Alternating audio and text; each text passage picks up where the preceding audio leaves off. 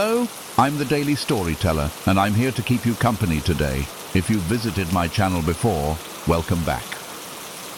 And if this is your first time, I'm so glad to welcome you to the world of stories. I know many of you use these videos to relax or to help fall asleep more easily. So get comfortable, let your body relax, and allow the gentle sound of rain in the background to wash away your stress and worries. In this video, you'll hear chilling stories, most of them based on true events, told with honesty and depth. If you enjoy this content, please like the video and subscribe to my channel. Now then, let's begin.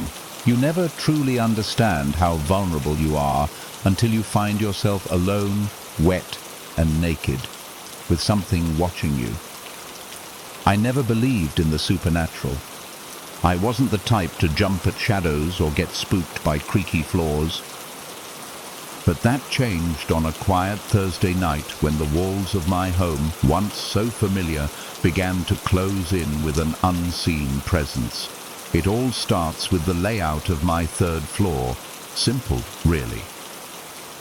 A narrow, aging staircase that complains with every step, each creak like a whisper from the bones of the house itself. At the top, the landing splits into a T-shape. To the left, my home office, a place I often burn the midnight oil. To the right, my bedroom, peaceful and private, though the door always sticks like it's reluctant to be closed. Straight ahead, the bathroom. That bathroom, it never sat right with me.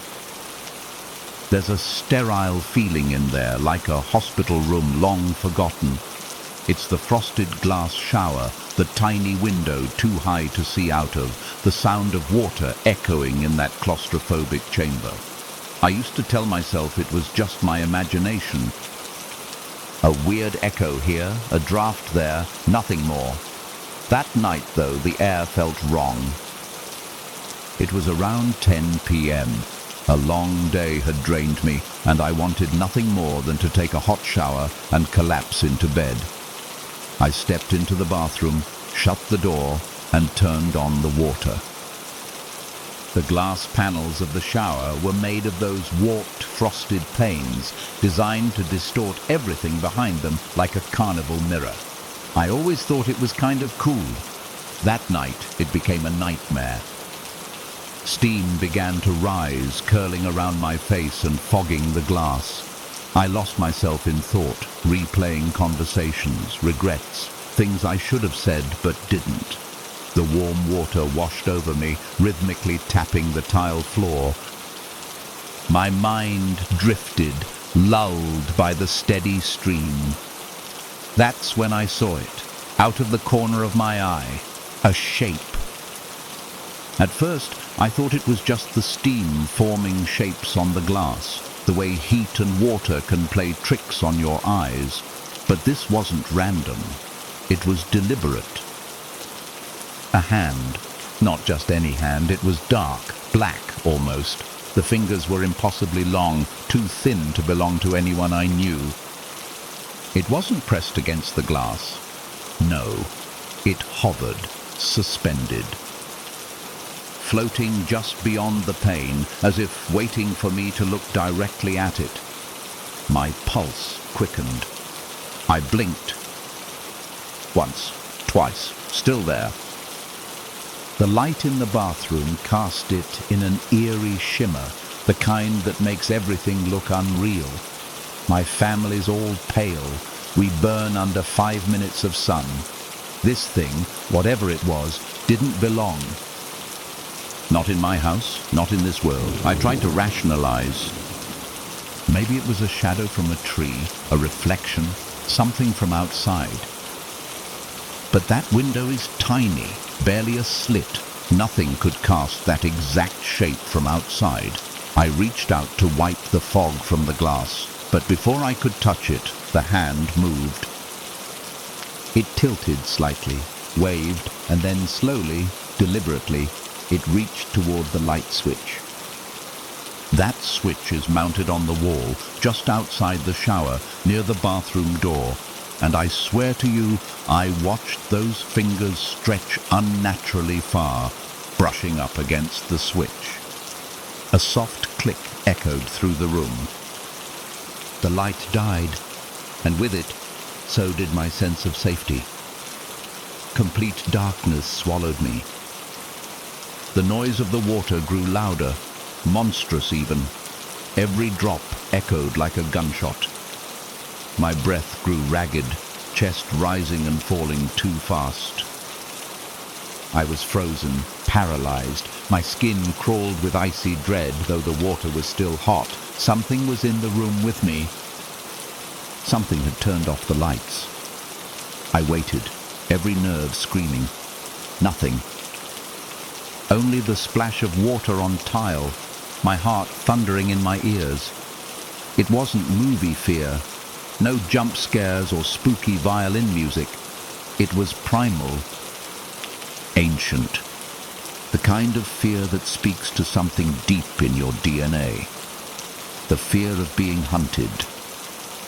I had to move. My hand trembled as I reached for the shower door. The glass was slick and cool. I slid it open slowly, and a wave of cold air hit me, shocking me into full awareness. My feet met the tile floor with wet, squelching sounds that seemed impossibly loud. I stumbled forward, reaching blindly for the light switch. My mind raced, expecting those fingers to find mine in the dark, but they didn't. And when I flicked the switch, the room exploded with light. It was empty, no hand, no shadow. Just steam and silence. I checked everything. Behind the shower curtain, under the sink, in the cabinet where I keep towels, nothing. Not a trace of anything unusual, but then my gaze shifted to the door, still locked from the inside. My stomach sank. That door creaks like hell when opened or closed. I would have heard someone come in. I would have heard them leave. I heard nothing. I didn't sleep that night. Every time I closed my eyes, I saw it again. That hand, those fingers, reaching, always reaching. And now, every time I shower, especially at night, I find myself glancing at the glass, waiting, listening, wondering if it'll come back. It hasn't. Not yet. But some nights, when the house is too quiet and the wind makes the old walls groan, I hear something on the stairs. A creak. A shift in pressure, the kind of noise you only notice when you're trying not to breathe. I tell myself it's just the house settling. But I don't really believe that anymore. Days passed, then weeks. I tried to let it go. I convinced myself it had been a hallucination. Stress. A trick of the light, my overactive imagination playing games with the shadows. After all, nothing else happened. No more hands, no more lights turning off on their own. The bathroom became just a bathroom again. Almost, because something had changed. Me. I found myself avoiding that bathroom after dark.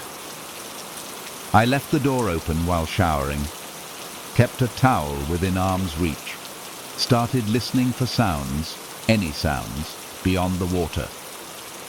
I wasn't the same person I'd been before. That single night had carved itself into my thoughts like a scar I couldn't ignore. Then, about a month later, it happened again. It was a Friday night, quiet, with rain tapping lightly on the roof, steady, rhythmic, almost comforting. I was working late in my office. The glow of my desk lamp was the only light on the third floor. The rest of the house lay in soft darkness, wrapped in that kind of midnight silence that presses against your skin. I was sipping cold coffee, eyes aching from the screen, when I heard it. A faint creak. It came from the hallway. One, then another, deliberate. Waited. I paused, my ears strained. Another step. Not from downstairs, not from outside. From the landing, from just beyond the door of my office. I stood up slowly, heart already racing, and crossed to the door. I opened it just enough to see. Nothing. The hall was empty. Still, but the bathroom door was wide open. Now I never leave that door open. Not since that night. I stared at it, unmoving.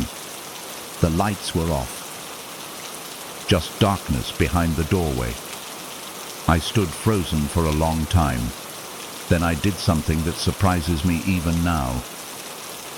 I stepped out. It wasn't bravery, it was something deeper. Something colder. I had to know, had to see. Each step toward the bathroom made my chest tighter. My bare feet touched the hardwood floor, and the cold from the boards seeped upward through my spine. When I reached the threshold, I paused, hand trembling as I reached for the light switch. Click. The light came on. Empty. Steam lingered faintly in the air, even though I hadn't used the shower that day. The glass was fogged, the same frosted distortion as always. But the door had opened by itself. I knew it. I felt it. I stood there staring at the glass, waiting, and then it appeared. A silhouette. Not a hand this time. A shape. Human-like, but not. It stood motionless, just beyond the glass. No features, no color, just a dark blur shaped like someone standing still, watching. My body seized up, my breath caught in my throat. It didn't move. Neither did I. And then it took a step forward. I stumbled back, crashing into the sink behind me. The lights flickered once, then again, and went out. Not from a switch this time. They flickered. The entire house groaned. I fumbled blindly for the doorknob, but it wasn't there. The wall stretched longer than it should. My hands scraped tile that shouldn't have been there. Like the room itself was wrong. I turned back, and in the dark, something began to breathe. It wasn't my breath. It came in wet, slow gasps, inhuman and thick. I backed into the corner, crouching, trying to steady myself. The breathing grew louder, closer, and then the whisper came. A voice I didn't recognize, low and rasping, like air leaking from something dying, not finished. My eyes watered, my throat locked. I pressed my palms to my ears and curled tighter against the wall. I tried to scream, but no sound came out. And just as suddenly as it started, it stopped. The light snapped back on. The room was empty. Everything was back where it should be. The fog on the glass was gone. The floor dry. The door slightly ajar. Exactly how I remembered it before. No sign that anything had changed. But I had changed again. This time, it didn't go away. From that night on, something stayed with me. A presence. I'd feel it standing behind me when I brushed my teeth. I'd catch glimpses of movement in the corners of mirrors. The glass in the shower would fog even when I hadn't used hot water, and the whisper returned. Sometimes late at night, sometimes in the middle of the day, just 2 words. Not finished. I started sleeping downstairs. I avoided the 3rd floor. I even considered moving, but something held me back. An invisible tether, a need to understand. I needed answers. What had I seen? Why me? One night I stayed up researching old house records, newspaper archives. I learned that the house was built over 100 years ago. owned by a man who disappeared. No foul play ever proven, but whispers of his strange behavior and how he locked himself in the upstairs bathroom for days before vanishing. The final entry in the town's records about him read only one line: "Left behind nothing but steam." I don't know if it's a ghost, a hallucination, a fracture in reality. But I do know it hasn't left, not really. The final straw came just last week. I was sleeping on the couch downstairs. The clock read 2:14 a.m. when I awoke to a soft sound. Click. The bathroom light. I don't know how I could hear it from 2 floors below, but I did. I sat up, drenched in sweat, heart already racing, and then the creak of the stairs. 1 step. 2. 3 coming down this time. Closer. I held my breath. Then the breathing. Wet, slow, just behind the living room wall. I didn't move. I couldn't. My muscles locked, and I lay there staring at the dark ceiling. The whisper came once more. Not finished. And I knew then it had followed me. It wasn't the bathroom. It was never the bathroom. It was me. I brought it with me. And it's still here, waiting, watching. Until it's finished. It was just a favor. That's what I kept telling myself. Just a quick drive out past the edge of town to pick up my friend from some cabin party, 40 miles west. Nothing out of the ordinary. I'd done worse in college, and besides, he sounded desperate. "Bad signal," the text had said. "Can't get a ride back, just honk when you're close." So I said yes, put on some sweatpants, grabbed my keys, and hit the road. The clock on my dashboard blinked 1:56 a.m. The air was thick with that late-night hush where even the radio seems afraid to make noise. I rolled through town on automatic, empty intersections, closed storefronts, nothing moving. But once I hit the back roads, everything changed. The darkness out there doesn't feel like city dark. It's ancient. Heavy, like it's pressing against the car from all sides. No street lights, just the occasional flicker of deer eyes between trees. My headlights sliced through the black, but it felt like they weren't reaching far enough. The road twisted and narrowed. The asphalt buckled in places where roots had pushed through. My phone kept flickering in the cup holder, signal dropping to nothing, then bouncing back for a second, then gone again. That's when I saw it. A red 4-door sedan, parked carelessly off the shoulder, like someone had slammed the brakes and veered off the road in a panic. All 4 doors were wide open. The interior light was off, but my headlights caught a glimpse of something that made my stomach clench. 4 people. 1 in each seat, slumped, still. I slowed to a crawl. My brain tried to make sense of it. Maybe they were asleep. But no one sleeps in their car with the doors wide open at 2 in the morning, out here in the middle of nowhere. Maybe they were drunk or hurt. I leaned forward in my seat. The bodies looked wrong. Their heads hung at unnatural angles, like broken dolls. Necks twisted too far, arms limp, no movement. Not even the rise and fall of breath. I kept driving.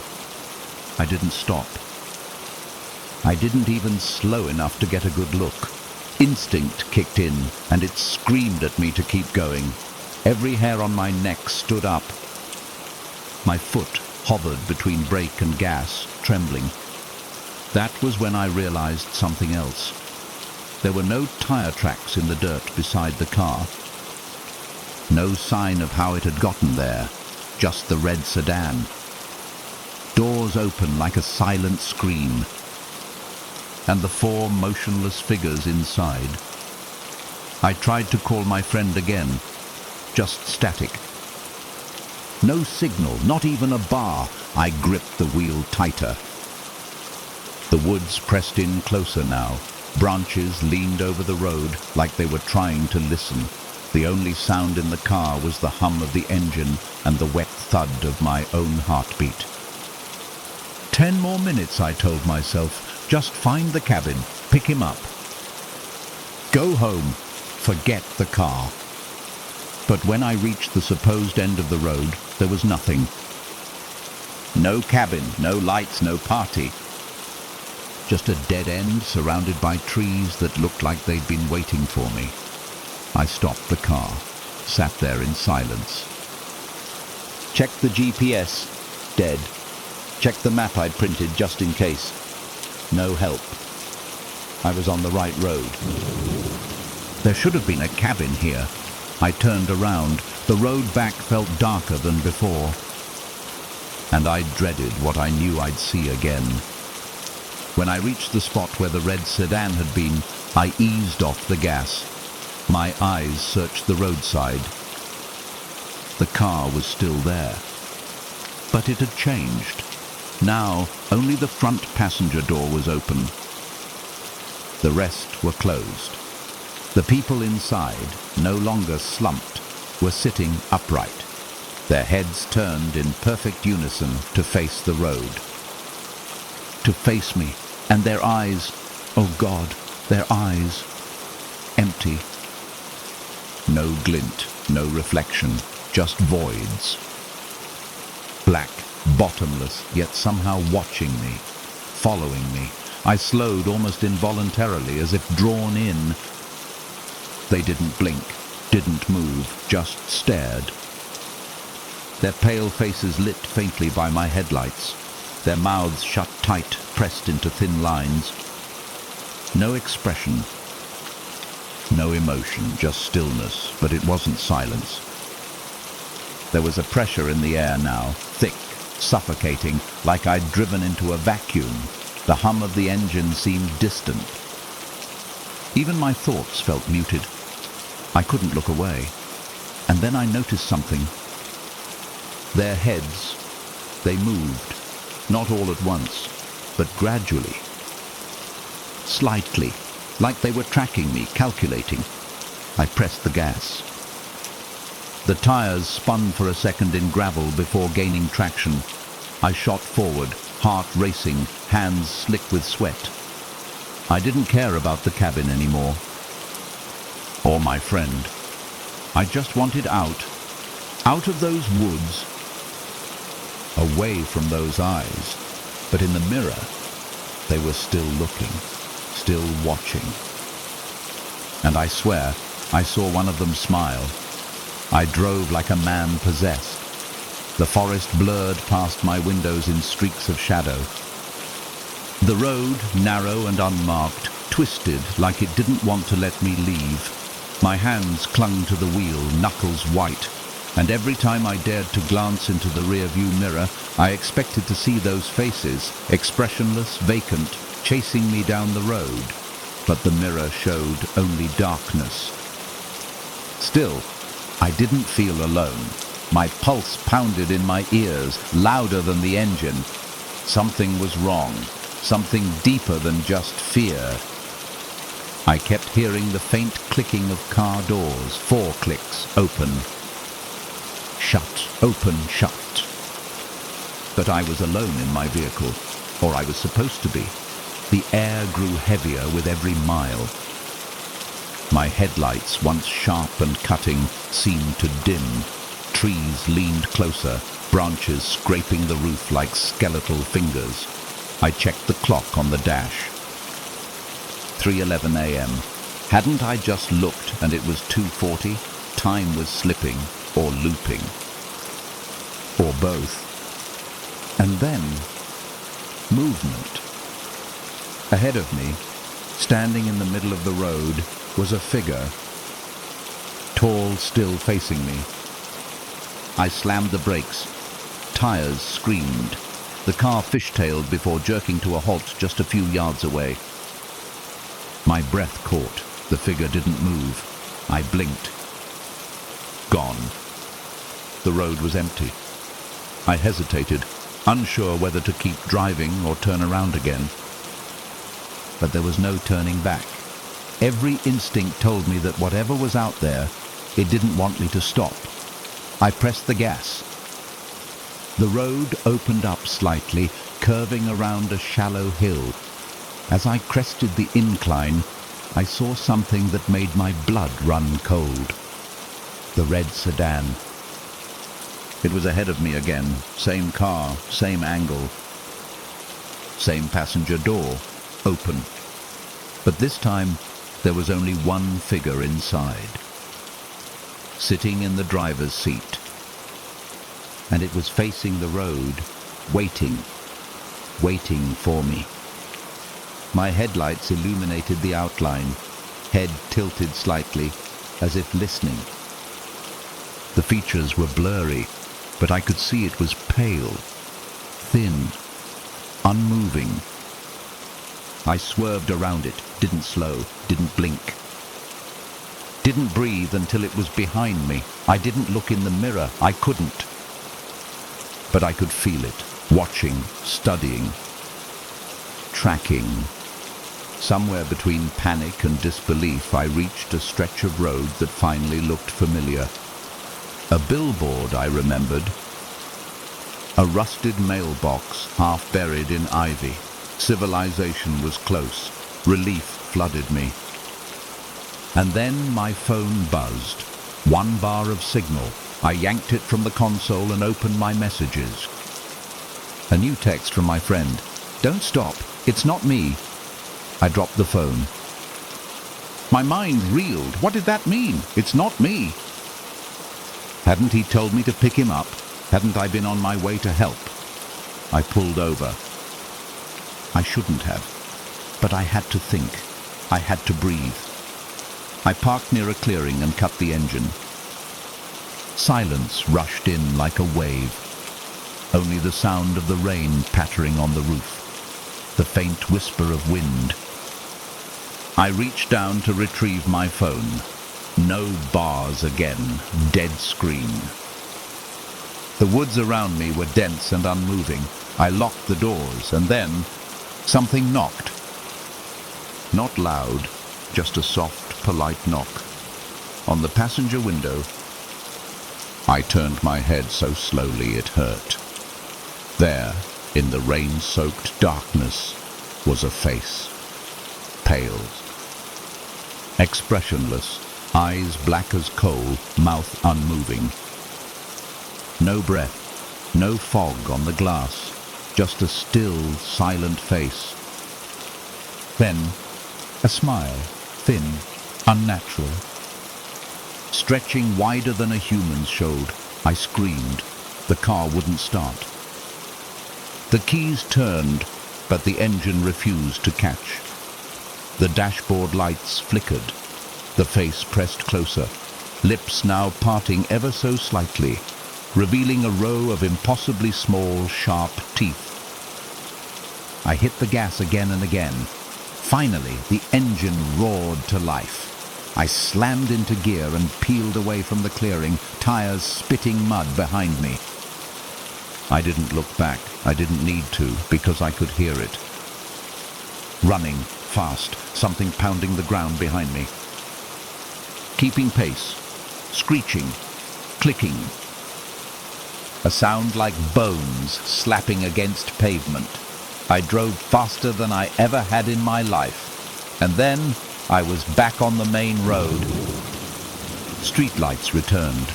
Houses appeared in the distance, and the sound was gone. Just like that, gone. I made it home just before sunrise.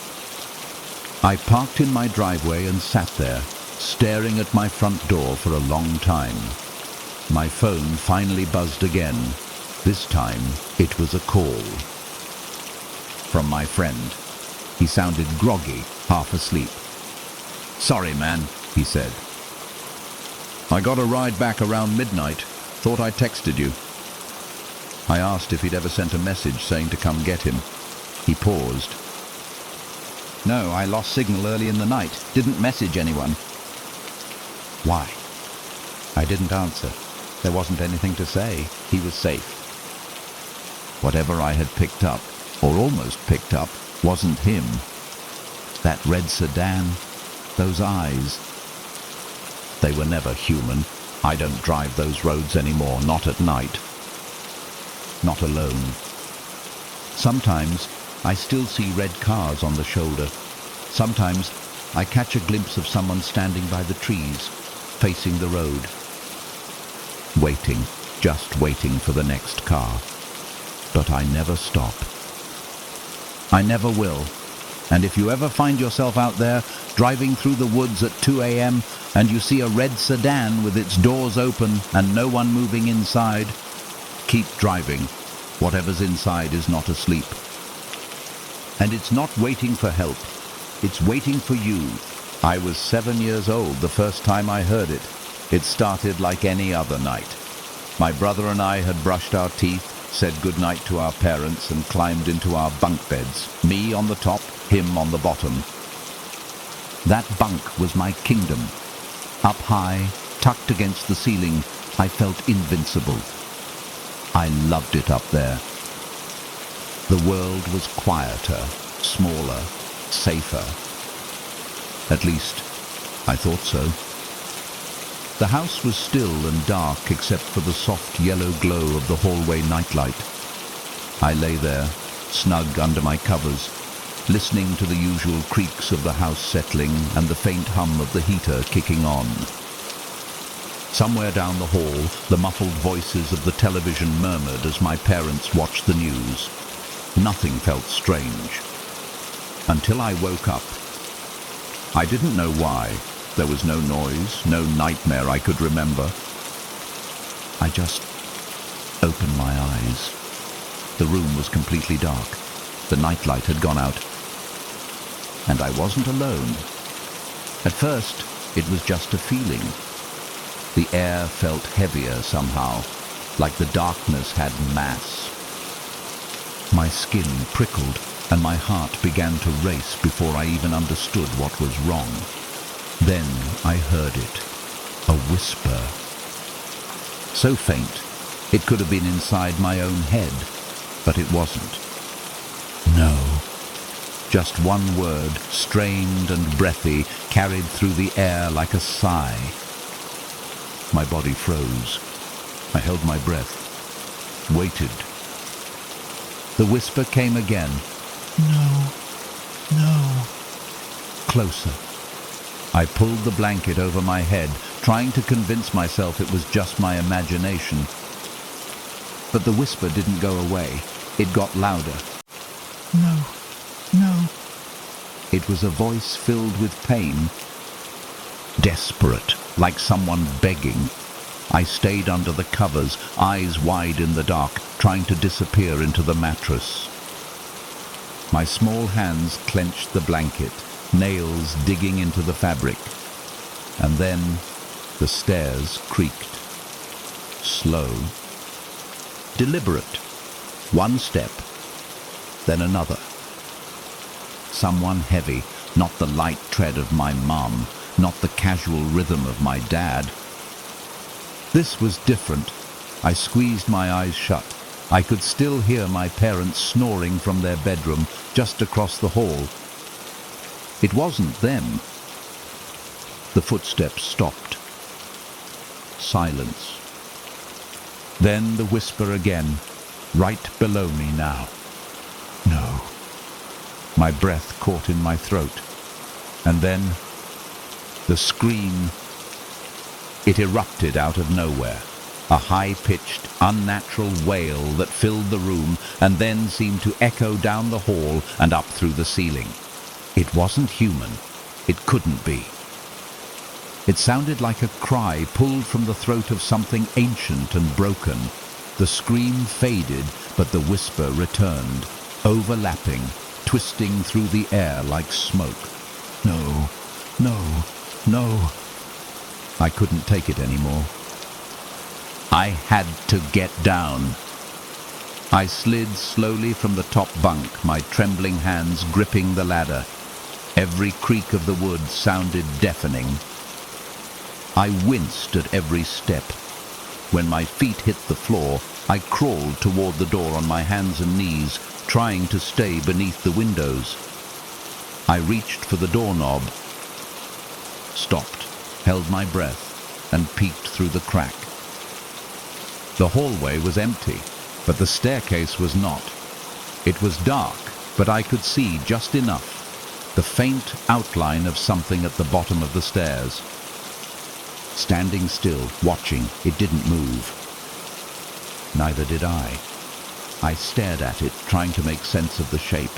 My eyes adjusted, and for a second I thought I saw a person. A woman, maybe, but there was something wrong with her outline. Too thin, too tall.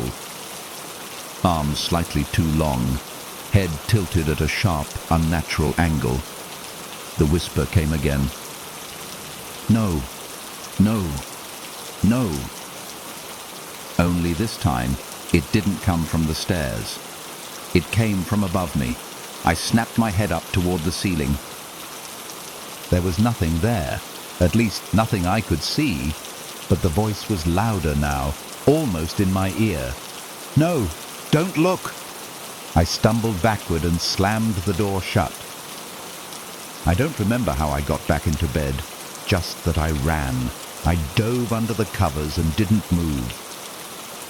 Not even when the door creaked open again a few minutes later, not even when the whisper returned, soft and sad and too close. I lay there until morning. When the sun rose, it was like nothing had happened. The house was bright and warm again. My parents made breakfast. My brother asked why I looked tired. I didn't know how to tell them. I didn't know how to explain what I heard, or what I saw, or the feeling that even now, even in the daylight, something was still in that house, still watching, still whispering, waiting for me to hear it again. I told myself it was a dream. That's what kids do, right? When something doesn't make sense, when it's too terrifying to be real, we call it a dream. We bury it. But it didn't stay buried. The next night I stayed up late pretending to sleep. I wanted to hear it again, prove to myself it was just in my head. But the house was quiet, too quiet. Even the heater didn't kick on. The nightlight, which had stopped working the night before, flickered back to life. I should have felt safe, but I didn't. Something had shifted in the house. A tension in the walls, like the air itself was waiting to exhale. Then, at exactly 2:11 a.m., I heard it again. No. Clearer this time, closer.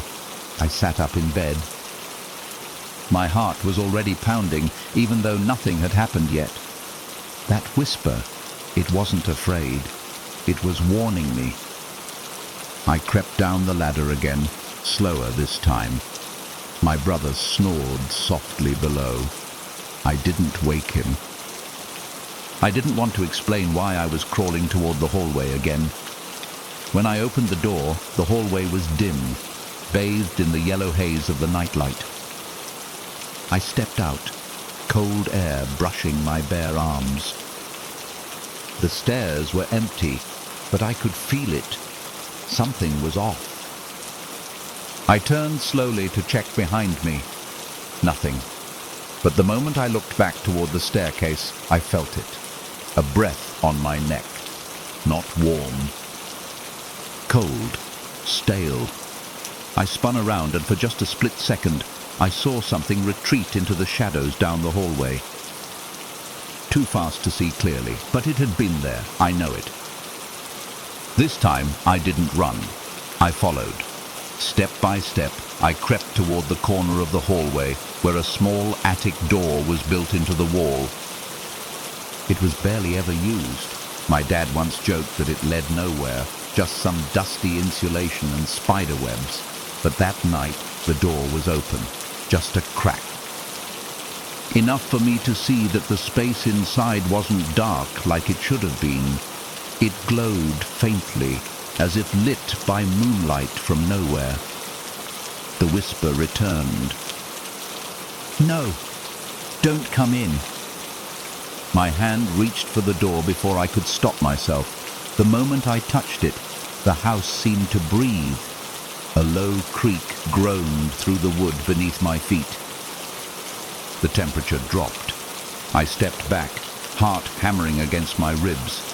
And then, from behind the attic door, came a different sound. Footsteps, soft, uneven. Not on wood, but something softer, like dirt. I backed away quickly, closing the door and pressing it shut. It didn't latch. It didn't need to. Something on the other side wanted it open. I ran to my parents' room and burst through the door. My mum sat up, startled.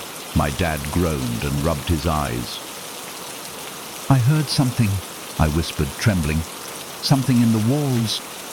They didn't believe me. Of course they didn't. Dad walked me back to bed, did a quick sweep of the hallway, checked the attic door. It was closed. Silent. Normal. But I saw his eyes linger on the handle just a second too long. That's when I knew he'd seen it too. The days passed. I tried to forget. But every night at 2:11 a.m., I woke up. Every night the whisper came, sometimes from the stairs, sometimes from above, sometimes from inside my room. And one night it changed. It said my name. "Evan." I froze. It was no longer just a whisper. It was inviting me. That was the night I went back to the attic. I stood before the door, the air colder than ever, my breath clouding. This time it opened on its own. Slowly, creak by creak. Inside wasn't the dusty crawl space I'd always imagined. It was deeper. The walls were lined with peeling wallpaper, stained with what looked like old handprints. The floor wasn't wood, but packed earth. The glow was coming from the far end of the tunnel. Yes, tunnel. The attic space had somehow stretched into something impossible. I should have run. But I didn't. I stepped inside. The moment I did, the door closed behind me with a soft click. The light faded. I was alone, trapped. And then I saw her. At the end of the tunnel stood a girl, no older than me, wearing a nightgown soaked at the hem, hair matted with something dark and sticky. Her skin was grey. Her eyes were hollow. She raised a hand and pointed to the ceiling and whispered, "Don't sleep on the top bunk." Then she was gone. Vanished. I turned and ran, slamming into the door until it opened, falling back into the hallway like I'd been spat out. My screams woke the whole house. This time my parents didn't try to explain it away, because they saw the dirt on my feet and the handprints on my shirt. We moved a month later. We never talked about it. But every now and then I dream of that hallway. And sometimes in the dead of night, I still wake up at exactly 2:11 a.m. I lie there, staring at the ceiling, listening.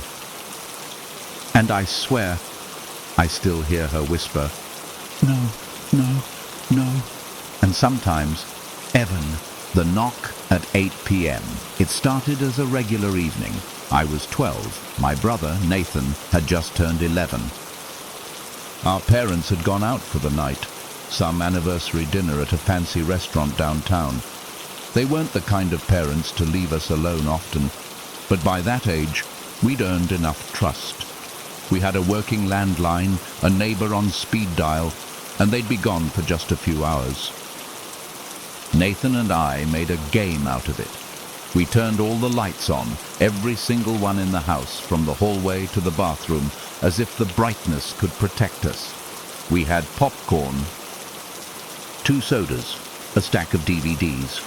I still remember the menu music looping as we bickered over which movie to start. It felt good, safe, normal. Until the knock. It came just after 8 p.m. 3 short raps on the front door. Sharp, measured, almost polite. We paused the movie. "Did they forget something?" Nathan asked. But before I could answer, a voice followed. Muffled but clear. "Pizza." Just that. One word. My first reaction was confusion. We hadn't ordered anything, neither had Mum or Dad. They'd definitely have mentioned it. I stood up slowly, brushing crumbs from my shirt. Nathan's voice cracked slightly. "Don't open it." He sounded nervous. I didn't blame him. Something about that voice didn't sit right. It was too cheerful. Too smooth. Like someone who'd practiced how to sound casual. It wasn't my dad's voice, that was for sure.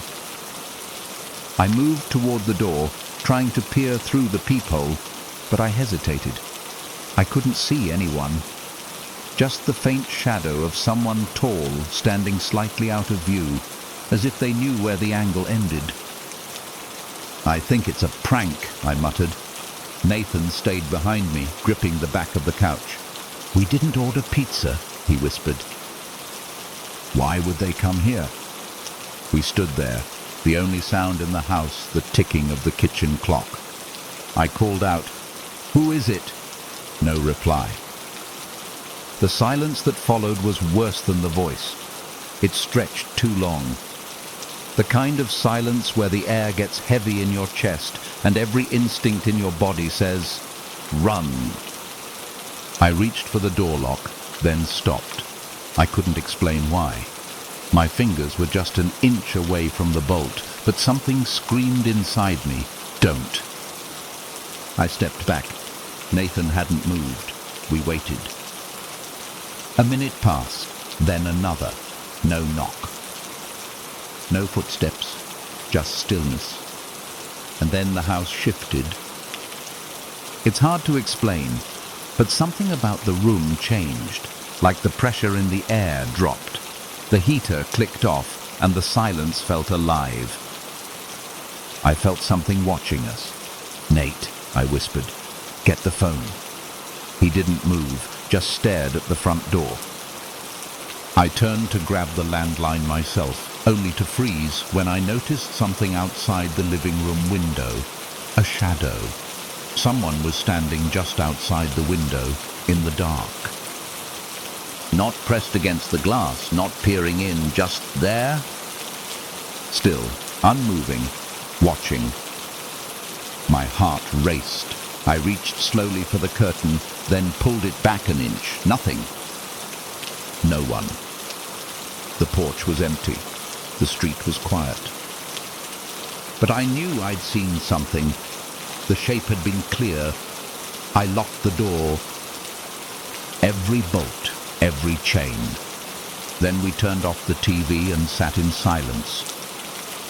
I gripped the phone. My thumb hovered over the call button for our neighbor, but I didn't press it. What would I say?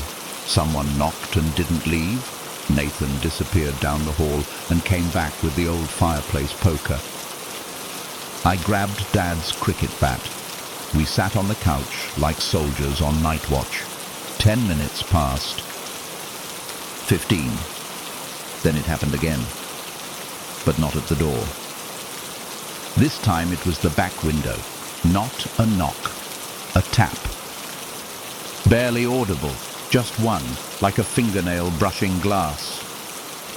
Nathan looked at me, pale as a sheet. "We need to call Mom," he said. I tried.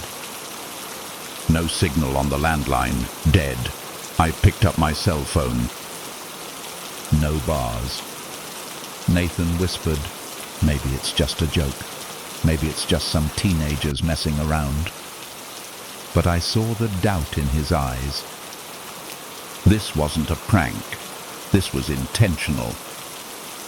We turned off the living room lights and crouched by the window, peering out through the gap in the curtains. There, at the edge of the lawn, was a figure. He stood still, facing the house, coat swaying slightly in the breeze. His head was tilted back, unnaturally far, like he was sniffing the air. I squinted. He wasn't holding a pizza box. He wasn't doing anything. Just standing, watching. The porch light didn't quite reach him.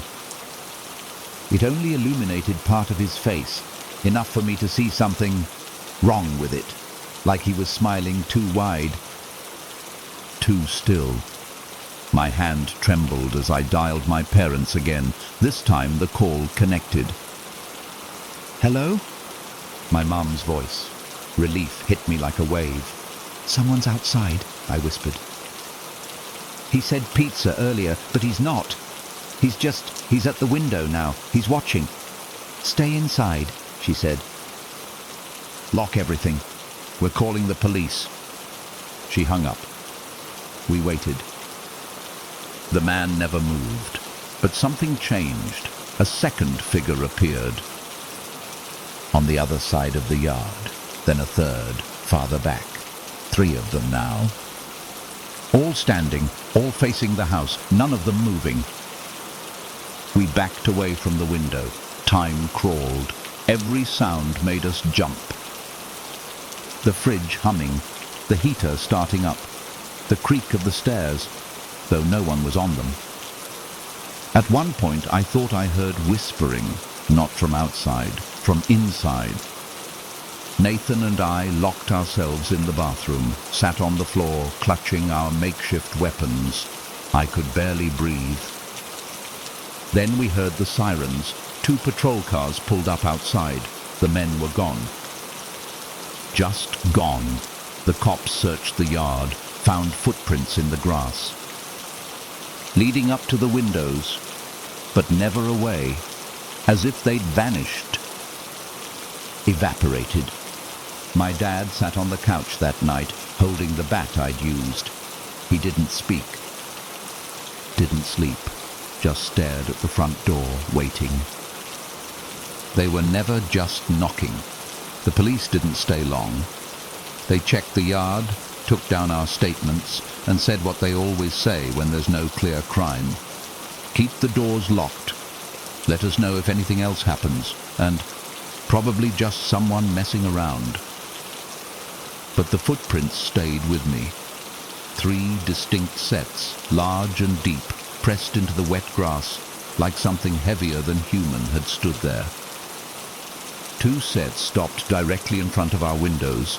The third, it had circled the house. Then, nothing. No exit trail. Just vanishing steps that ended mid-lawn. That night, I didn't sleep. None of us did. Dad kept the bat beside him and sat in the hallway outside our rooms.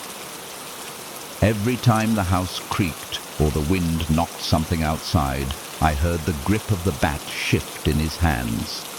The next day, things felt different. The house was quieter.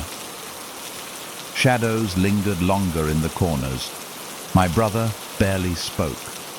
Every time someone knocked, be it the mailman, a neighbor, even Mom coming in with groceries, he flinched. So did I. And then came the package. It arrived 3 days later. No return address. Just a small, flat box left on our porch sometime after breakfast. Dad didn't want us to touch it, but I saw the way his hands trembled when he picked it up. Inside was a photograph, black and white, grainy, old. It showed our house. Same roof, same porch, same twisted oak tree in the front yard, but aged, like it had been taken 40 or 50 years ago. And in the photo, standing at the window, were 3 dark figures, faces blurred, heads turned toward the lens, staring exactly like they had. Mum said it had to be a prank, some elaborate trick. But who would go to that length? And how did they get the exact angle of our house from that long ago? Dad didn't say a word. He burned the photo that night, but the damage was done. Weeks passed. We never saw them again, but the silence was worse. The waiting. My brother stopped sleeping in his room. He'd curl up on the couch with the lights on and the blinds shut. I caught him one night just staring out the window, not crying, not scared, just listening. "They're not gone," he whispered. "They're just waiting." I wanted to tell him he was wrong, but deep down I felt it too. They'd knocked once, and that wasn't the end. It was the beginning. A year passed. Things slowly went back to normal. Our parents never left us alone at night again. We got a new dog, big, loud, overly protective. My brother started playing soccer. I turned 13. Life moved on, or at least it pretended to. Then, one rainy October evening, something happened that shattered the illusion. It was around 7:30. My parents had just stepped out to pick up dinner. Nathan and I were watching TV, lights on, curtains drawn, our now older dog sprawled on the floor, snoring. Then, from the hallway, 3 knocks, but not on the front door, from inside the house. Behind the hall closet, we jumped to our feet. The dog sat up, ears twitching. He growled, a deep, unfamiliar rumble that started in his chest and didn't stop. I stepped closer. "Nate, did you hear?" Another knock. Louder, this time from the wall itself, not the door. The wall. We backed away. I called my parents. Voicemail, no signal, just static. Nathan ran to the garage and came back with Dad's old bat. Yes, the same one. I grabbed the flashlight. The dog was barking now, claws skidding on the floor, tail stiff. We approached the hall closet together. The knocking had stopped. I opened it slowly, expecting, I don't know, something, someone, but it was empty. Just coats, a vacuum, a box of old winter boots. But the wall behind it, something was different. There were scratches on it, long, thin, carved into the drywall. At eye level, parallel lines, too neat to be random, too deep to ignore. I stepped closer and noticed something else. A draft. Cold air coming from inside the wall. That wall didn't lead anywhere. On the other side was just a load-bearing divider between rooms. No vents, no crawl space. Nothing. Yet something had knocked from the inside. That was the last time it happened. We never heard the knocks again, but the fear, that stayed. Years later, when we sold the house, the inspection crew called about something strange. A hollow space between 2 walls. No way in. No visible opening, just air. And something else. The worker found a small strip of wood embedded in the floor beams. Carved into it in crude block letters were the words, "We wait behind." We never told the new owners. Some secrets belong to the house. Others belong to the dark, and some, they knock. Epilogue. It's been over a decade since that night. Nathan and I don't talk about it much. He lives in another state now. We both have jobs, bills, busy lives, but every October, without fail, he sends me a message. No greeting. No punctuation. Just, "Did you hear it this year?" I never answer, but I always check the windows. And I never, ever open the door without looking through the peephole first, because I know one day the knock will come again. And this time, they won't say pizza. They'll just walk in. The Valentine that should have never arrived. Valentine's Day is supposed to be about love, roses, chocolate. candlelight. But for Dr. John Hamilton, February 14th, 2001, would become something far darker. Something soaked in blood. From the outside, John and Susan Hamilton were the perfect couple. He was a respected OB/GYN in Oklahoma City, charming, generous, successful. The kind of man who bought his wife a brand new Porsche as a wedding gift, who flew her away on vacations, who framed every room in their home with photos of the two of them smiling, arms wrapped tight like nothing could come between them. But appearances lie, and sometimes love is just the setup for the fall. That morning, John had an early surgery. He left home before sunrise, like he often did. Susan had plans too. It was Valentine's Day after all. Cards were ready. A romantic lunch was expected. John promised he'd be back on his break to celebrate. He did return. But what he found wasn't love. It was Susan, lying in a pool of blood. Her body crumpled on the bathroom floor. The same second-floor bathroom they'd both used 1,000 times before. Her skull had been bludgeoned. Her face was unrecognizable. Her neck bore the marks of strangulation. A pair of his silk neckties lay nearby, stained, twisted, used. When paramedics arrived, they found John kneeling beside her, screaming, desperate, panicked, performing CPR. But Susan was already gone. The media exploded.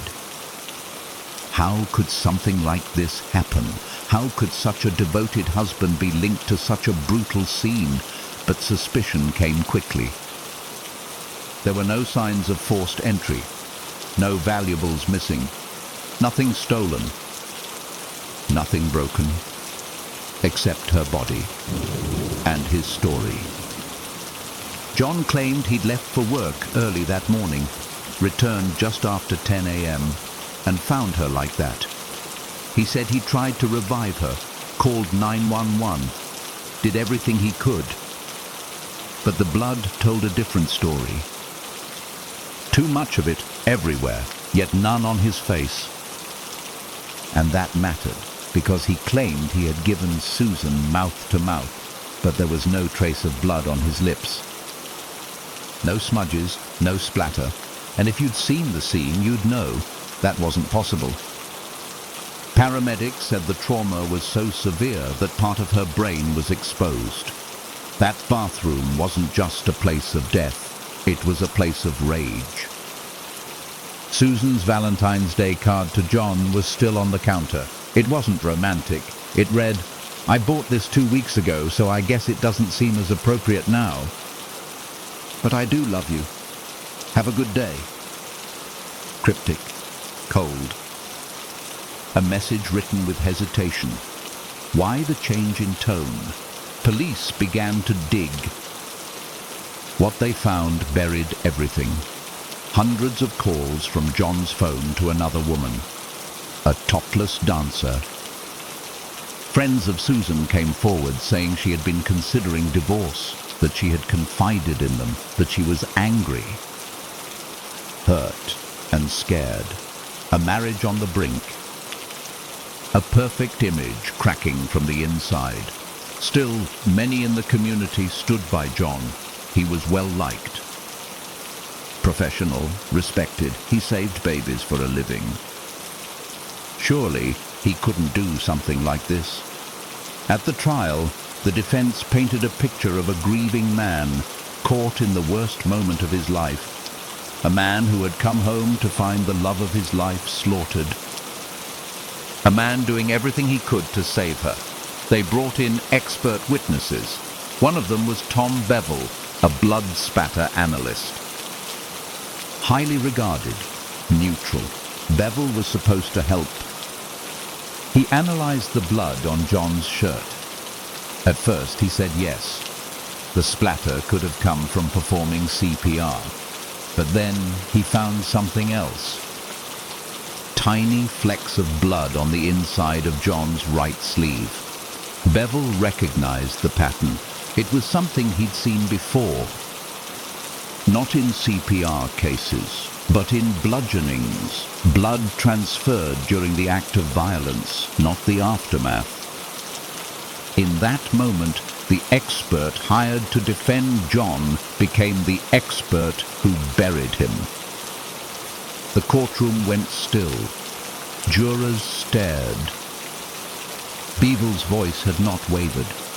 And just like that, the narrative changed. John was no longer the grieving husband. He was the only one home, the only one with no alibi, the only one with motive. And now, blood on his sleeve. The verdict came swiftly. Guilty. First-degree murder, sentenced to life in prison, but the story doesn't end there. Because John Hamilton still claims innocence. To this day, from his prison cell, he says he didn't do it, that he loved Susan, that someone else must have come in, that the evidence was misread. He says the blood splatter on his sleeve came from cradling her broken body. He says the expert got it wrong, that his love was real, but if it was, why did she die on Valentine's Day? Why were his ties wrapped around her neck? Why was there no struggle, no sign of forced entry? No defense wounds? Just silence and blood. I sometimes wonder what Susan was thinking in her final moments. Did she see it coming? Was it sudden?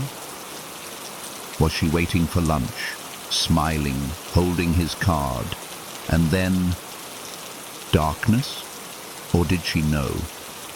Did she write that message in the card knowing it might be the last thing she ever said to him? I do love you. Past tense. A final goodbye disguised as something simple. A whisper hidden inside paper. And ink. Blood on the inside. Some killers shout. Some leave chaos behind. But the worst kind, they're quiet. They move through the house they built with someone they once said, I do too. They hold a bouquet in one hand and a weapon in the other. And when they leave the room, all that remains is stillness. Not a struggle. Not a scream. Just blood. That was the case with Dr. John Hamilton. After the guilty verdict, reporters faded. The public moved on. But behind the prison walls, John never stopped claiming innocence. His letters to journalists were methodical, calm, clinical. The kind of language a surgeon might use when describing how to slice through skin without damaging what lies beneath. He wrote, I loved Susan. I'd never hurt her. I tried to save her. You have to understand, it wasn't supposed to be like this. But what was it supposed to be? A romantic lunch? A last-minute apology? A conversation that never happened? Because the one person who could answer those questions was found dead with silk wrapped around her throat and pieces of her skull crushed against porcelain tile. Investigators returned to the house weeks later. They walked the halls, measured every inch, and one of them noticed something strange. There was blood on the steering wheel of John's car. Now, John claimed he moved the vehicle to make room for the ambulance. It seemed reasonable. He was panicked, distraught. Who thinks about where they're bleeding when the love of their life is dying? But that single smear, it wasn't a drop, it was a transfer pattern. Someone had gripped that wheel after the murder with blood already on their hands. And if John had killed her, driven away, and then returned, that could explain the timeline. Except the time didn't quite work. There wasn't enough of a gap. So what happened? Did he kill her and calmly drive to work? Perform surgery with steady hands, then return and play the part of the devastated husband? Or did something else happen in that house? There's another piece people forget. The bathroom. The crime scene was soaked, floor, walls, even the mirror. But one thing stood out. The blood was too clean. There were no bloody footprints walking away, no smears, no signs that someone had stepped in it. It was like the killer had floated out or had the time to clean up. Because if John killed Susan and didn't immediately call 911, but instead changed clothes, scrubbed parts of the scene, then staged his own discovery, that changes everything. It means he wasn't reacting, he was directing. In the trial, John's defense team leaned heavily on character witnesses, nurses he worked with, patients he'd helped. People who swore he was incapable of such brutality, and maybe they were right. Maybe the man in the white coat, the one who delivered babies and comforted nervous mothers, maybe that man was incapable. But what about the man behind closed doors? The one who'd been caught calling a topless dancer hundreds of times behind his wife's back. The one whose wife had just discovered his secret. The one who, that very morning, had received a card that read more like a warning than a valentine. The man who had everything to lose, and no one watching. The prosecution never proved a motive in the traditional sense. There was no insurance payout, no history of domestic violence, no handwritten confession. But there was pressure, public image, reputation, and the sudden fear of it all crashing down. Susan had told friends she was thinking about divorce, that she felt deceived, betrayed. What if she'd confronted him that morning? What if, in that narrow upstairs bathroom, John Hamilton saw everything slipping away and snapped? No shouting, no threats. Just one tie, then another, then the final blow. Silk and rage, surgical precision turned deadly. Tom Bevel's testimony remains the most haunting. He had no reason to lie. He'd been hired by the defense. His job was to help John walk free. Instead, he looked at the patterns, the droplets, the inside of the sleeve, and told the truth. He'd seen that spatter before. It belonged to someone standing over a victim. Lifting their arm, swinging, again and again. I think about that sleeve sometimes, the inside of it. You don't get blood there from comforting someone.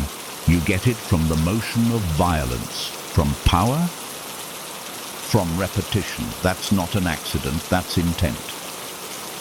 But still, some part of me wonders, what if he really didn't do it? What if the timeline was wrong? What if someone else was in the house, someone with a key, someone Susan knew? What if the clean scene wasn't cleaned, but never messy in the first place? What if the blood spatter wasn't conclusive? What if John's screams that day were real? If so, then an innocent man has been locked away for over 2 decades, and the real killer? Free. Smiling, wearing a white coat of their own. Valentine's Day still comes every year. Some couples celebrate, others don't, but for John Hamilton, it's a cage, a ticking clock that resets every February 14th. And for Susan, it's a silence that never ended, just silk and blood, and a card left unfinished. The girl who went to a job interview, December 17th, 1938. A grey morning. Still, the streets of Kingston, Pennsylvania were dusted with a fine layer of snow, quiet and cold, like the world had exhaled and forgotten to breathe again. Margaret Martin left her house just after 10 a.m. She wore a pale wool coat, a green scarf tucked beneath her chin, and boots that clicked against the frosted sidewalk. She told her mother she'd be back before noon. She never returned. Margaret was 19, a recent graduate from Wilkes-Barre Business College. Studious, kind. One of those young women everyone said had a bright future. She wasn't the type to vanish. No secret boyfriends, no talk of running away, no drama. She was excited about life, applying for jobs, eager to help her family financially. That Saturday morning, she said she had an interview. A man had called the day before, said he was opening an insurance office. He needed a secretary, said he'd heard of her from the college. He sounded professional, courteous, trustworthy. So Margaret smiled, packed her resume into her purse, and walked toward the corner of Wyoming Avenue, where they had agreed to meet. It was the last place she was ever seen alive. At first there wasn't panic. Her parents assumed she'd lost track of time, that the meeting had gone well, that maybe she'd gone shopping, a movie even. But noon came and went. By dusk, her mother stood at the window, arms folded tight. Her father walked the streets, scanning every shopfront, peering through diner windows. Nothing. By the time night fell, fear had taken root. They called the police. The officer who took the report said what officers always say at first. She's probably just delayed. She'll come home. But Margaret didn't, and deep down, her mother already knew. The next morning, the town was papered with missing posters. Neighbors joined the search. Classmates, local shopkeepers. They fanned out across Kingston, calling her name, checking alleyways, woods, bus stations. Nothing. 3 days passed, then 4. On the 5th day, a man named Anthony Rakowski was setting traps along a frozen creek near Keelersburg, about 25 miles away. The area was remote, quiet, the kind of place only locals knew about. He spotted a burlap sack half submerged in the water. Something about it looked wrong. Too heavy. Too deliberate. When he got closer, he saw a pale arm slipping out the side. He called the police. And just like that, the search was over. The bag was torn. Inside was Margaret. Her body had been stripped, bound, and folded like she was no longer human. Bruises circled her neck, clear signs of strangulation. Her skull had been fractured. Knife wounds marked her thighs and stomach. The coroner said she'd been tortured, that the cause of death was a combination of strangulation and blunt force trauma, that she had been killed elsewhere, then dumped like garbage in the stream. The water had frozen around her, preserving her in that final violated stillness. Her parents were told that the murder likely occurred 2 days before her discovery, which meant for nearly 48 hours her killer had been out there, walking free, while the town prayed for her return. The investigation began immediately. The police canvassed the area. They searched for witnesses, studied tire tracks, interviewed anyone within 10 miles of the stream. That's when they found the sawmill. Forkston, 12 miles from the creek. Its owner said he'd spotted a strange man on the property the day before the body was found. When he confronted him, the man bolted. The owner fired a warning shot. The man disappeared into the trees. Inside the sawmill's firebox, police discovered ash mixed with charred cloth fibers and twisted bits of metal. Possibly jewelry, possibly part of the clothing Margaret had been wearing when she left home. but the materials were too damaged to be conclusive. Still, police believed the murder had happened there, a place remote enough to allow time. Time to kill, time to clean, time to carry a lifeless girl out into the forest and leave her for the stream to hide. Witnesses from the day of her disappearance came forward. They said they saw Margaret speaking with a man on the corner of Wyoming Avenue. He was described as clean-shaven, mid-20s to early 30s, slightly overweight, wearing a long coat and a hat. His hair was sandy brown. His car, possibly a black sedan or brown Plymouth. No one remembered the license plate. No one recognized his face. He was just there, like fog, like something conjured. The papers called him the Phantom Employer, a man who created a job to lure a girl and left no trace once he'd taken what he wanted. The theory was horrifying in its simplicity. He never meant to offer a job, he meant to hunt. And Margaret, bright, hopeful, trusting, walked right into the trap. Her funeral was held on December 24th, Christmas Eve. Over 300 people came. Some carried flowers. Others couldn't bring themselves to look at the casket. Her parents sat in the front row, silent. Her younger siblings clung to one another, confused by grief too big for their small bodies to hold. The priest spoke of heaven, of peace, of a soul returned to the arms of God. But outside the wind howled, and the town knew better. There was no peace in this, only fear. That winter, something settled over Kingston. It wasn't just snow. It was the knowing that the killer had planned this, that he had chosen the time, the place, the lie. And he could do it again, that no matter how many locks you clicked, no matter how well you raised your children, evil could still knock on your door and smile and say, "It's just a job interview." The phantom that called her name. Margaret Martin had been buried, but she hadn't been laid to rest. Not really. Because whoever had taken her, whoever had strangled her, beaten her, carved into her, folded her like something less than human, he was still out there. And the town of Kingston, Pennsylvania knew it. The police worked tirelessly.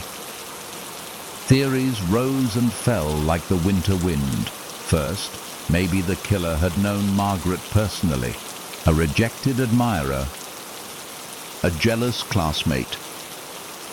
But no one close to her fit the profile. Then came the stranger theory. The man on the corner, the one who said the word job, the phantom employer. Witnesses remembered him, but only in fragments. A coat, sandy hair, a confident stance. Driving a sedan, dark, low, quiet. He was polite, they said, ordinary. That was the most terrifying part. He wasn't a monster. He looked like anyone. They checked car dealerships, garage records, local mechanics.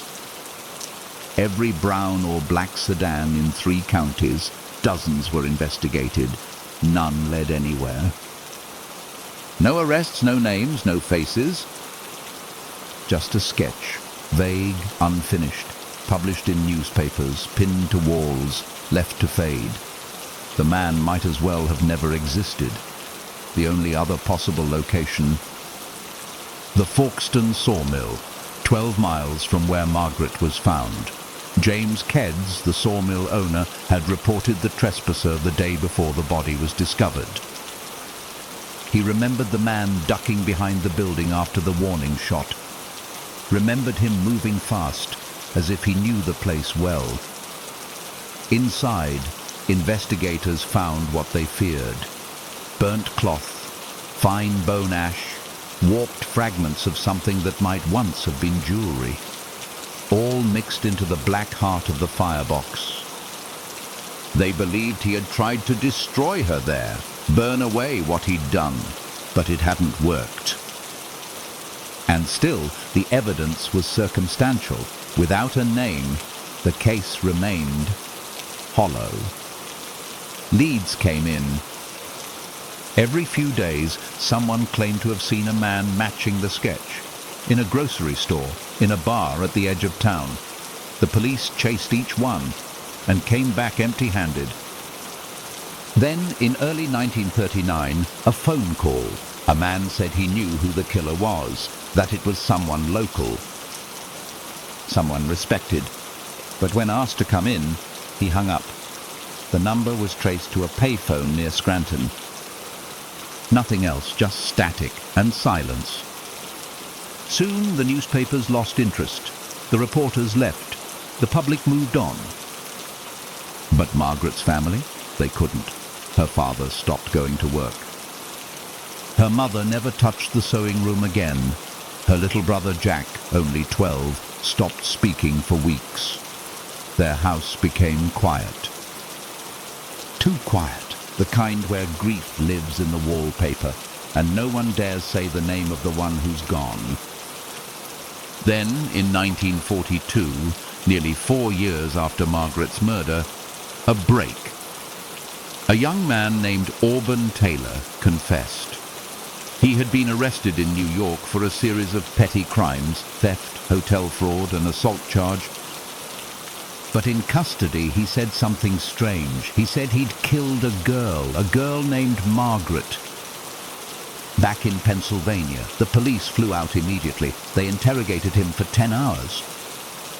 He said he'd been visiting relatives in Wilkes Barre in December 1938, that he'd seen Margaret, that he'd followed her, that he didn't mean to go that far.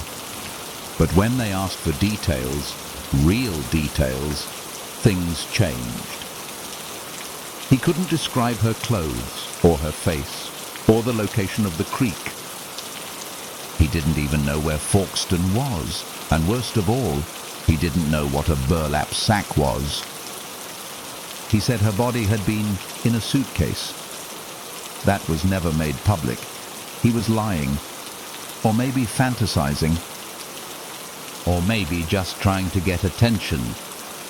Within hours, he recanted the confession, said he made it up. No charges were filed. And the darkness crept back in. Years passed. Suspects came and went. A mortician, a traveling salesman, a former pastor with a nervous twitch.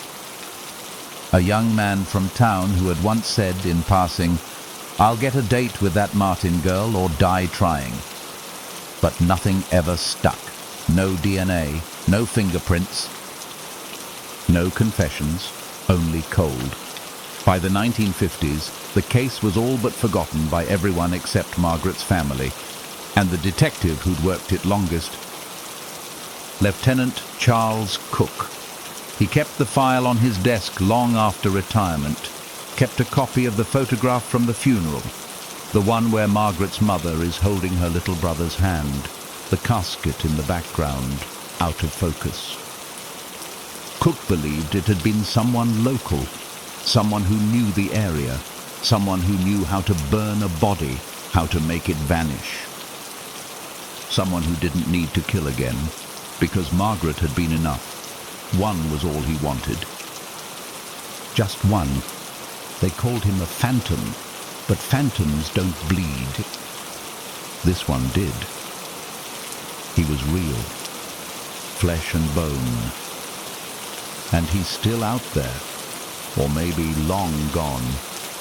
But somewhere, in some drawer, in some dusty precinct basement, is the file. And inside that file are the sketches, the statements, the maps. And the single brutal fact that matters more than anything else, she was only 19.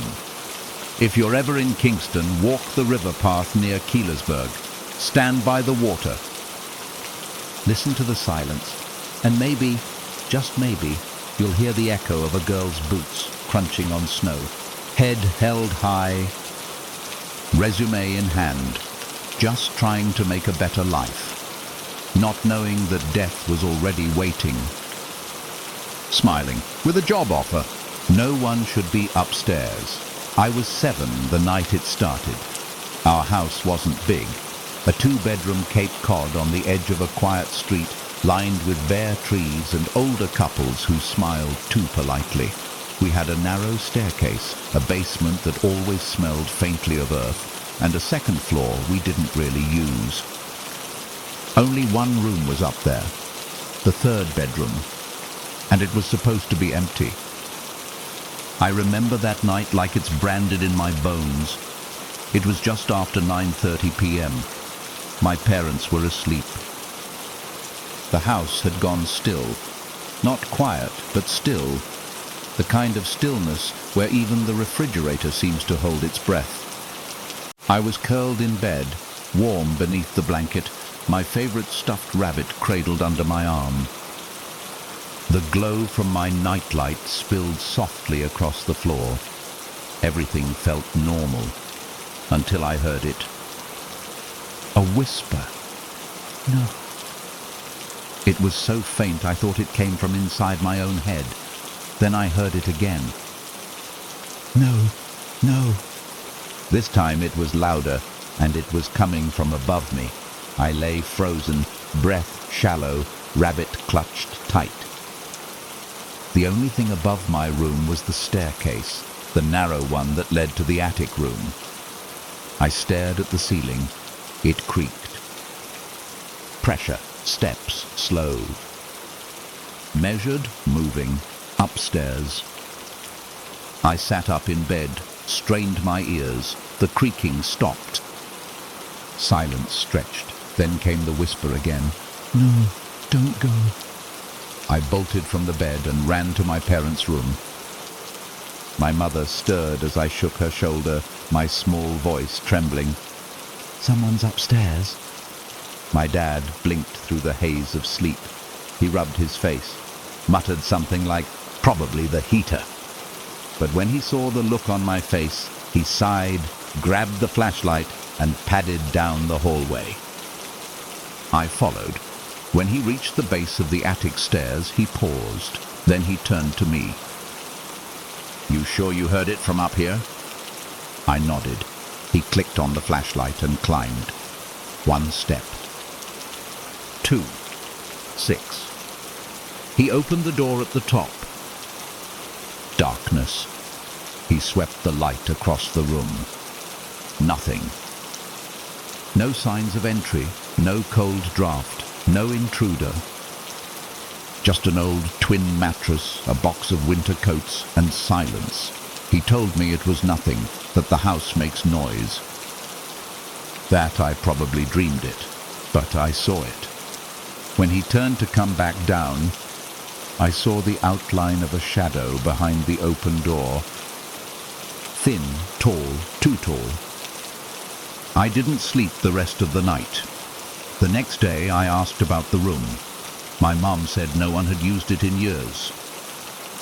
It belonged to the woman who owned the house before us, a retired schoolteacher who died alone, found in that very room 3 days after anyone noticed she hadn't come outside. Her name was Marion.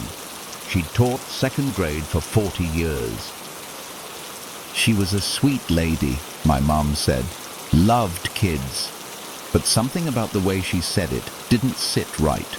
Almost like she was trying to convince herself. That night I stayed awake again, just in case. At 10:17 p.m., the whisper returned. No, he's here. I froze. I wanted to call for my dad, but my voice wouldn't work. I could hear the floorboards creak again. Slow, heavy, but this time it wasn't above me. It was in the hallway, outside my door. Something brushed against the wall. My nightlight flickered. I squeezed my eyes shut, listened. And the voice came one more time. Don't open the door. I didn't. and in the morning, the hall was empty. But the attic door, it was ajar, just slightly, just enough. 2 weeks passed, every night the same. Footsteps, whispers. One night, I finally worked up the courage to peek through the attic door myself. The bulb overhead had long since burned out. I clicked on my flashlight, swept the beam across the empty room, and saw it in the far corner, pressed between the wall and the old mattress. A shape, thin, like a person crouching. But when the light hit it directly, nothing, just coats. But the coats were warm. And one of them was damp, like it had just come in from the rain, but it hadn't rained in days. That's when the scratching started, not at the windows, not on the walls. Under the floorboards, it moved, from the attic, down the stairs, into the walls. It followed me. Wherever I went in the house, I could hear it, if I was quiet enough. At school, I stopped paying attention. At home, I barely spoke. I started sleeping with the closet light on, and still, every night, the whisper came. He doesn't like the light. Then, one night, it stopped. No sounds, no creaking, no whisper. Nothing, just silence. It was worse. The kind of silence that waits, that plans, that remembers. And that morning, my mother didn't come down for breakfast. My dad found her in the attic. She was standing by the window. Still, eyes glazed, hands trembling. She wouldn't speak, not for hours. When she finally did, her voice was hoarse. Empty. She said she just wanted to open the window, but her feet were bare, and there were scratch marks on the inside of the attic door, as if someone had tried to claw their way out or claw their way in. That same week, we packed up and left. My dad never said why. He just said, "This house isn't good for us." Years later, I returned. Not inside. Just the street. The house was still there, windows boarded, paint chipped. A for sale sign stuck crooked in the yard. I asked a neighbor what happened. He looked at the house, then at me. "You knew the Martins, didn't you?" he said. I didn't answer. He continued, "Funny thing. That house has been empty for years. Every time someone tries to move in, they don't last a month." "Why not?" I asked. He hesitated, then said, "Because no one should be upstairs. He waits at the top of the stairs." I didn't expect to go back inside. Not really, but some places call to you, not with sound, but with absence. I was 23 when I returned. The house had been on the market for years, price dropping every few months. A quiet whisper through the town, "That place is no good." But curiosity is louder than fear. I told myself it was closure, that I needed to see it one more time just to prove there was nothing there. But something was, still waiting. The front door was unlocked. Dust swirled in beams of light, leaking through warped blinds. The wallpaper had peeled in long strips, curling like fingers. The floor creaked with every step, but not under me. The creaks were ahead of me, leading me upward. The same staircase from years ago stood at the far end of the hallway, still narrow, still crooked, still holding secrets in the spaces between its steps. At the top, the attic door. Closed now, but I knew better. I stood at the base of the stairs, heart hammering. The house was silent. Not the silence of emptiness, but the silence of being watched. I called out, not knowing why. "Hello?" Nothing, only the soft shift of dust. I climbed. Each step groaned like a warning. When I reached the top, the door opened on its own. Just a crack. I pushed it open. The attic looked smaller than I remembered. The mattress was gone, so were the boxes.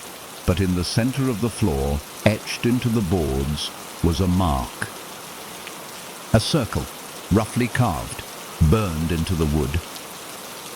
And surrounding it, scratches, dozens of them, tiny, uneven. Like fingernails. I turned to leave, and then I heard it again. A voice I hadn't heard in 16 years, whispering from the corner of the room. No. My breath caught. The corner was empty, but the whisper came again. He doesn't like the light. And then the bulb above me shattered. The room went black.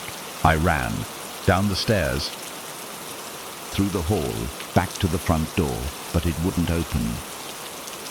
The lock twisted, but the knob held tight, like something on the other side wanted me in. I turned back toward the hall and saw the attic door. Wide open, something moved in the shadow just behind it. Tall. Too tall, the air went cold, colder than winter. Colder than death.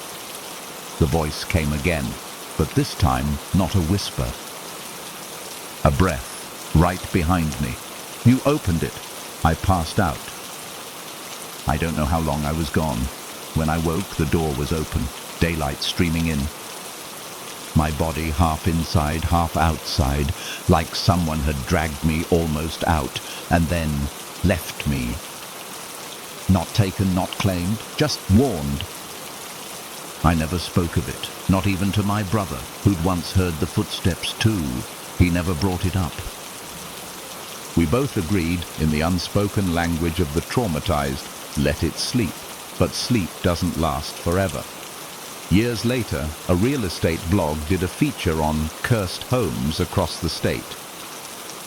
The house made the list. They'd found files in the county archive, letters from the 1940s. A boy who lived there claimed to hear voices in the attic. Said they called to him. He disappeared one night. His body was never found.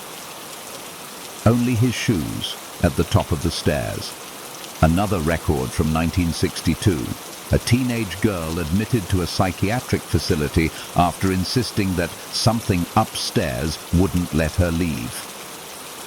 She had scratch marks all along her forearms. Said she only slept on the living room floor, surrounded by lights. Said he hated the light. Same words, same fear, same silence. One blog commenter said the house had been built over something older, that long before the house there had been a small chapel there, and beneath it a room, a place where people whispered to the dark. And the dark whispered back, a place sealed shut after someone vanished inside and was never found. That chapel was demolished. And the house was built on top. I don't know if any of it's true, but I do know this. When I sleep, when the world grows quiet and the shadows stretch, I sometimes hear it again. The creak of stairs that aren't there, the breath behind my neck. And the whisper, no one should be upstairs. In dreams, I walk back into that house. I open the attic door. I see the circle. And this time, there's someone inside it. He doesn't move. He doesn't speak. He only waits. And I know the truth now. It was never about the house. It was never about the attic. It was about the door, because doors aren't just wood. They're invitations, and I opened it. The road wasn't empty. I've driven late at night more times than I can count. Long shifts, emergency calls, late night runs to pick up friends who drank too much or stayed out too late. I'm not easily shaken, but that night, that road, I still dream about it. And in the dream, the headlights never turn off. It was a little after 2:00 a.m. when my phone buzzed. I was half asleep, curled up on the couch in sweatpants, a movie still playing in the background. "Can you come get me? Cabin party went weird. No signal. Just honk when you get close." It was Josh, an old friend from college. He was staying the weekend at a friend's place about 40 miles west of where I lived. I didn't ask questions. He sounded off. Nervous. I said yes, I always do. The drive started fine. Cool air, empty roads. My headlights sweeping over endless trees. The farther west I went, the less civilization there was. No gas stations. No houses. Just 2-lane back roads and dense pine forests pressing in on both sides. The sky was heavy. No stars, just a low ceiling of clouds that felt like they were watching. I'd driven roads like this before, but never one that felt so heavy, like something was waiting. Around mile 28 I saw it. A red sedan parked crooked on the shoulder, all 4 doors wide open, the dome light flickering. Inside were 4 people, 1 in each seat, still. Motionless. At first I thought maybe they were asleep. Weird, but not impossible. Then I thought, maybe drunk. Maybe passed out, but something was wrong. Their heads were tilted at odd angles, too far forward, too far back. Like they weren't attached properly. None of them moved, not even a twitch. I slowed down, just enough to get a better look. The faces were pale. Waxen, like mannequins, or worse, like skin that had cooled too long. No blood, no visible wounds, just stillness. Like something had taken the people out, but left the bodies sitting there, staring at nothing. I didn't stop. I didn't even brake.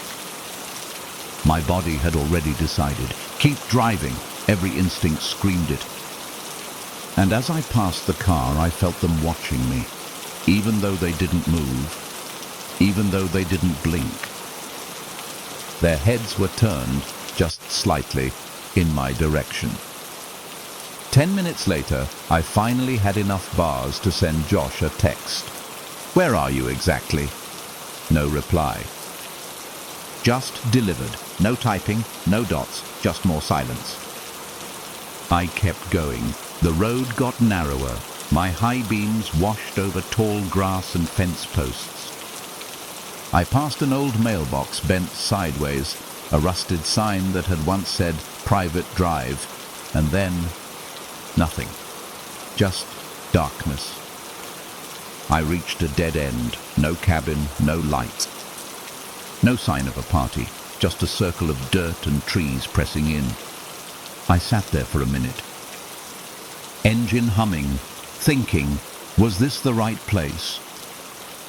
Had I missed a turn? Then my phone buzzed again. "Where are you?" "You close?" I jumped, not because of the text, but because the sound came from behind me. I turned around in the seat, looked through the rear window, and saw headlights. The red sedan, the same one. Only now only one door was open. And the 4 figures? They were all sitting upright, heads turned, staring directly at me. I couldn't breathe. My foot moved without thinking, slammed down on the gas. Gravel sprayed as I peeled out of the dead end. The trees blurred. My heartbeat shook my teeth. I didn't look back, not for miles, not until the road curved into the tree line and I was sure I'd lost them. But when I did look in the mirror, they weren't there. I drove the rest of the way home in silence. Didn't pick up Josh. Didn't text him again. I didn't want to. I couldn't. Something about the message felt wrong, too calm, too empty. When I got back to my driveway, I sat there with the engine off, keys in my lap, just breathing, and for a long time I didn't go inside. because some part of me still felt watched, still felt like those four pale faces were somewhere just beyond the trees, still watching, still waiting. The next day, Josh texted again. "Hey, sorry, I ended up getting a ride." "Everything okay?" I stared at the screen. Then I asked, "Did you send me a text at 2:13 a.m.? He replied, "No, I didn't have signal till 3. My stomach dropped. I checked the message again, same timestamp, 2:13 a.m. Right before I saw the car again, right before everything went dark. The ones who never blink. The night after I got back, I didn't sleep. I left the porch light on, pulled all the curtains, locked every door, twice. But the silence pressed in like a weight on my chest. Every time a branch tapped the window, I jumped. Every creak of the house felt like footsteps. And even when I finally drifted off, it wasn't sleep. It was waiting. At 3:17 a.m., my phone buzzed. I sat up straight in bed. No sound from the street, just the screen glowing softly. Unknown number. "We saw you." I stared at it, didn't reply, didn't move. Then, 30 seconds later, "Don't look out the window." My heart kicked into overdrive. It was like my body remembered something my mind couldn't. Like my bones knew what was behind those curtains, even if I didn't see it. But I looked. Of course I did. I moved slowly, like my limbs were wading through water. I peeled back the edge of the curtain and saw the red sedan, parked, still, on the street directly across from my house. All 4 doors closed, no lights, just a shape. Waiting. I reached for my phone, called Josh. He picked up on the 3rd ring. His voice was groggy. "Dude, it's 3 a.m. "What happened?" I paused, because the voice on the other end, it didn't match the texts. Not even close. Where are you?" I asked. He yawned. "At home. I've been asleep for hours." "Why?" "Did you text me just now?" "No." Silence stretched. Then I asked the one question I didn't want to say out loud. "Were you ever at that cabin?" Another pause. Then, "I cancelled last minute." Never went. I ended the call. My hands shook. That night, the drive, the text, the cabin, it wasn't from Josh. I don't know who or what sent me out there, or what waited for me on that road, but it knew his name, and it knew mine. The next day, the red car was gone. No tracks. No oil on the pavement. Nothing. I filed a police report. They took down my statement, nodded politely, and told me maybe it was pranksters, teenagers, Halloween leftovers. But their eyes didn't match their voices. The officer writing down my report never looked me in the eye.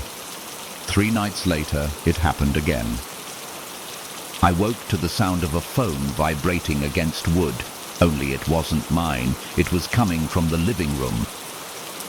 I stepped out slowly, 1 foot on the cold floor, heart thumping. On the coffee table, face down, was a phone I'd never seen before, black. Thin, unlocked, and ringing. It said only, "Answer me." I didn't, but it kept ringing, longer than any normal call. 3 minutes, 5. The sound twisted, warped, like it was glitching in real time. Eventually, it stopped. The phone screen went dark, and the words appeared, "You looked." Then the screen cracked. From the inside. That night I dreamed of the sedan. It was parked in my driveway this time. I walked toward it, unable to stop my feet. When I looked inside, the seats were empty. But the mirrors showed reflections. Not mine, just faces. watching me. I moved out a week later, didn't tell anyone, just packed up and left. Blocked the unknown numbers, changed my phone, scrubbed my GPS history. But it didn't matter, because sometimes, deep in the night, I still get a text. Just one word. Over and over. Close. A few months later, I saw a news story. Another driver, another late-night pickup, same road, same red sedan. She never made it home. Police found tire tracks leading into the woods, 4 doors open. No one inside, except her phone, still buzzing. I don't drive at night anymore. I don't answer unknown numbers, and I never, ever stop for a car with open doors. Because I know now, they're not trying to trick you. They're trying to replace you. You don't see them coming. They find your voice, they copy your face, they send a message. Just one. Come get me. And if you answer, they take your place. And you become the next passenger. So if you ever get a late-night text from someone you trust, call them, hear their voice. Make sure it's really them, because the ones in the red car, they don't blink. They don't speak, they only wait.